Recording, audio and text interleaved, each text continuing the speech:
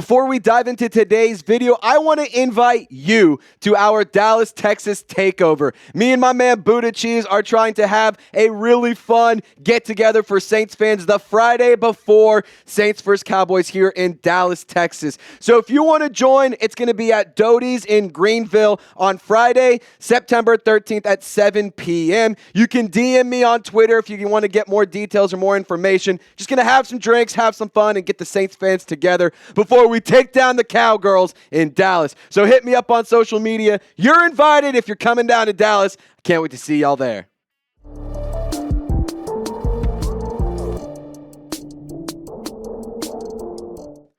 Today's news and rumors are pretty interesting around Juwan Johnson because New Orleans has actually restructured his contract and created about $3.5 million in cap space. And in my personal opinion, I think this is a really good move for both parties. Juwan Johnson's not getting a pay raise. He's not getting a pay decrease or anything like that. He's actually just getting a little bit more of the money he's already owed, just pushed off to, next year. And for the Saints, it's a good move because they clear up cap space. And for Juwan Johnson, it's a good move because he's just getting that money later on. And I will say this, it's a really good move for Juwan Johnson because it opens up the opportunity for the New Orleans Saints to bring him back in free agency as he is entering the final year of his contract. Now, if the New Orleans Saints don't bring him back, they will actually have a $6.5 million cap hit next offseason. So that's something worth noting. I do believe he will return because I think he's a quality player, and we do know that he was dealing with the foot injury, and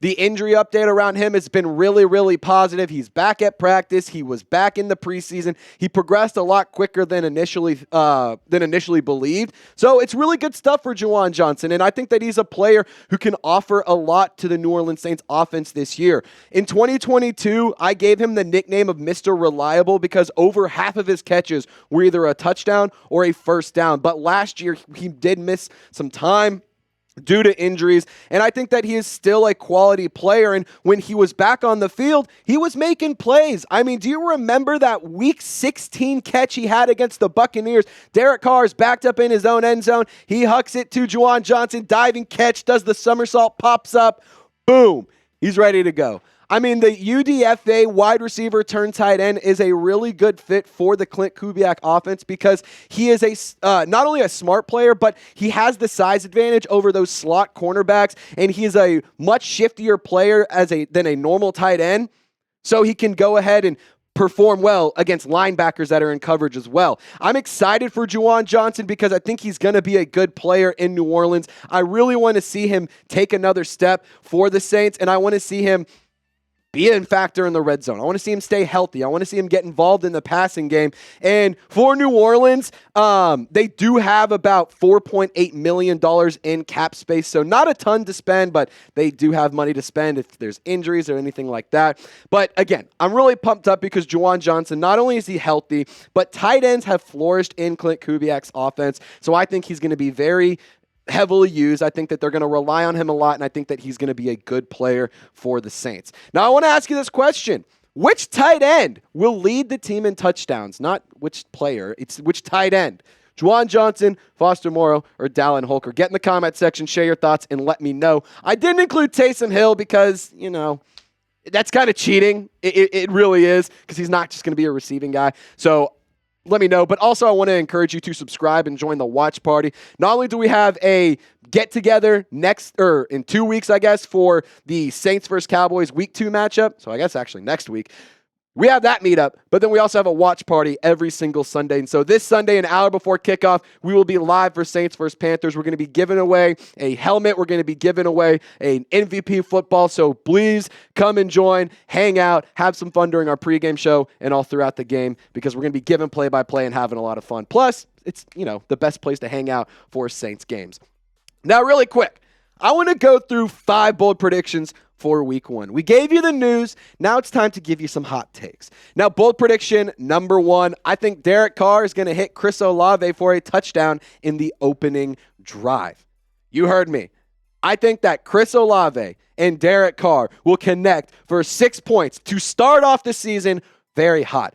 Last year in Week 1, it was a little bit slow. You didn't really get any action until the Rashid Shaheed deep ball to end the game. I mean, that was the action. But Rashid Shaheed found the end zone a little bit earlier in the game, and it was kind of slow to start. So I want to see a big year 3 from Chris Olave, and I think that getting him a touchdown early in the game will do just that. He's a good player. I'm excited to see his development for the 3rd season, and I'm excited to see how he's used in a good offensive system under Clint Kubiak. Now, if you want to go watch the Saints play on Sunday or any week, you can get tickets and you can actually save some money if you download the Game Time app.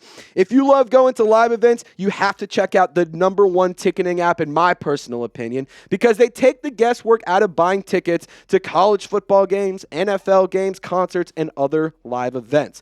When you download the Game Time app, create an account, and use code CHATSPORTS, you will get $20 off your first purchase. You can use those savings to get some gear or some concessions at an LSU, Tulane, or Saints game this season. Or hell, if you're going to a concert, get yourself a beer, buy a t-shirt, get a new hat. I love Game Time. They have views from the seat. They have all sorts of cool things and cool features that make me love this app. And on top of that, you can also find out when the stadium's doing cool promos like bobblehead giveaways or t-shirt giveaways and stuff like that, because they let you know.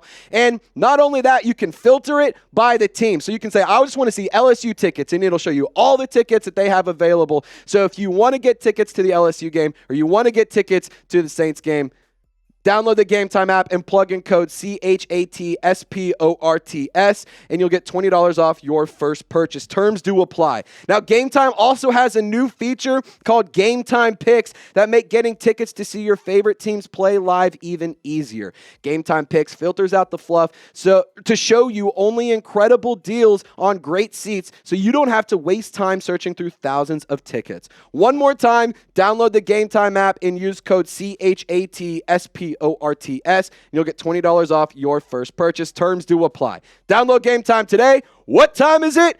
Game time. All right, bold prediction number 2. I think the defensive line, you're going to get 3 or more sacks against the Carolina Panthers offensive line. They did add to the offensive line by bringing in Robert Hunt. They invested in the guard position, but I think this defensive line group is going to feast. And I'm super excited to see the NASCAR package where you're going to see Carl Granderson and Cam Jordan as your defensive end, or Carl Granderson and Chase Young as your defensive ends, Cam Jordan and Brian Brzee as your defensive tackles. That's going to be exciting to see. I also am really pumped up to watch Chase Young this season. I think he's going to be really, really good for the New Orleans Saints. He has a lot to prove, and to be quite honest, I think the Saints are going to be big-time beneficiaries from Chase Young needing to prove a lot to not just himself, but the NFL as a whole. He's on a 1-year deal, so if he wants to cash in, he's still very young. He has the opportunity to do that. He's got to put up numbers for the Saints. So the combination of him and Carl Granderson, another season of Cam Jordan, hey, it's going to be a lot of fun, and I think they're going to get 3 or more sacks. Now, bold prediction number 3. I think Taysom Hill is going to find the end zone at least one time. And why? Because Clint Kubiak is not a moron.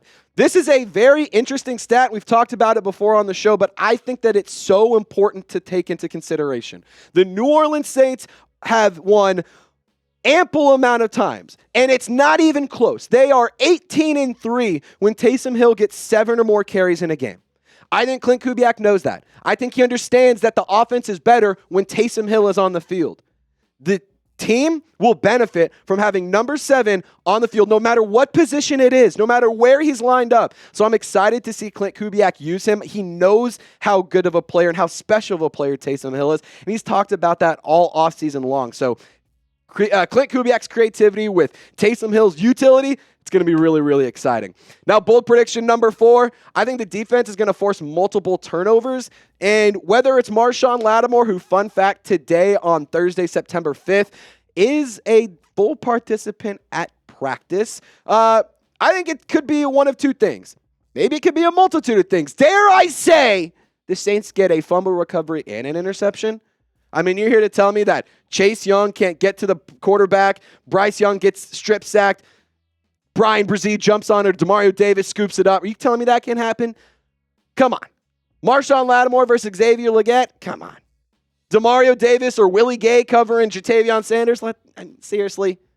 I think an interception and a fumble recovery definitely could happen. And fun fact for the New Orleans Saints, last year, their turnover margin was plus 0.6. That was number 2 in the National Football League. So they are good.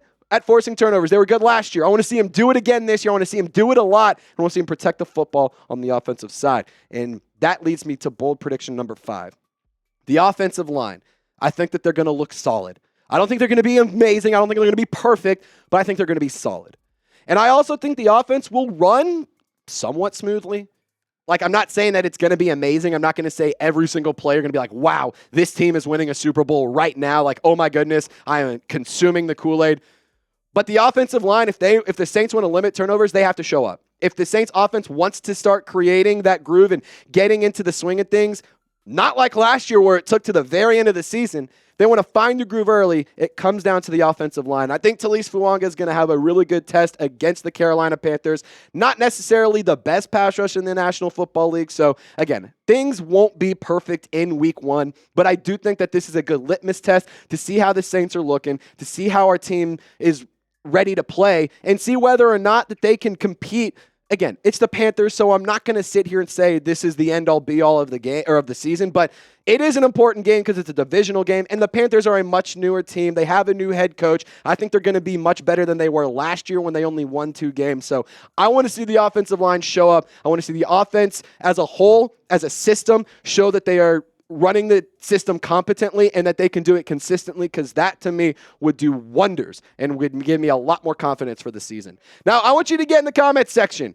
Get absolutely crazy with it. I want you to share a bold prediction for Saints versus Panthers down below. I gave you 5, so you just got to give me 1. I feel like that's a pretty good trade. And friendly reminder, if you want to join us for our Dallas, Texas takeover, we will be hanging out at Doty's in Lower Greenville in Dallas, Texas. Me and my man Buddha Cheese, we're going to be having some fun, throwing back some beers, hanging out with a bunch of Saints fans, so feel free to hit me up if you want to join. It's a free event. Doesn't cost you anything. All you got to do is just show up and want to have some fun. So, Saints fans, I will see you here, and Saints fans, I will see you on Sunday for game day.